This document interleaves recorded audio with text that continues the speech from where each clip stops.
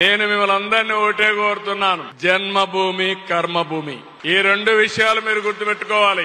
నిన్న ఈ రోజు మొన్న నేను 3 రోజులుగా అందరితో మాట్లాడాను. ఇక్కడ ఎవరిని మాట్లాడినా ఇండియన్స్ అంటే ఒక మంచి అభిప్రాయం ఉంది, అందరితో కలిసిపోతున్నారు. వాళ్ళల్లో కూడా తెలుగు వాళ్ళు అగ్రభాగానున్నారని వాళ్లే చెప్పే పరిస్థితికి వచ్చారంటే వండర్ఫుల్ ఎక్స్పీరియన్స్. ఏ కల్చర్ లో ఏ దేశంలో ఉంటే ఆ కల్చర్ కి మీరందరూ కూడా కట్టుబడి ఉండాలి. అక్కడ క్రమశిక్షణ, అక్కడ రాజ్యాంగాన్ని మనం అమలు చేసే పరిస్థితి రావాలి. ఇక్కడ మనం అందరం కూడా గౌరవంగా చూస్తే ముందు యుఏఈ నేషనల్ యాంథమ్ పెట్టుకున్నాం, తర్వాత మన నేషనల్ యాంథమ్ పెట్టుకున్నాం, మళ్లీ మన రాష్ట్ర యాంథమ్ కూడా పెట్టుకుని మాతృకు తల్లి పెట్టుకుని ఒక పక్కన ఏ దేశంలో ఉంటే ఆ దేశ కర్మభూమికి మీరందరూ అంకితమైన భావంతో పనిచేస్తున్నారు. జన్మభూమిని మర్చిపోవద్దండి. మీరు పుట్టిన ఊరిని మర్చిపోకుండా అందరం కలిసి మళ్లీ రుణం తీర్చుకోవాల్సిన అవసరం ఉందని చెప్పి కూడా నేను మీకు తెలియజేస్తున్నా.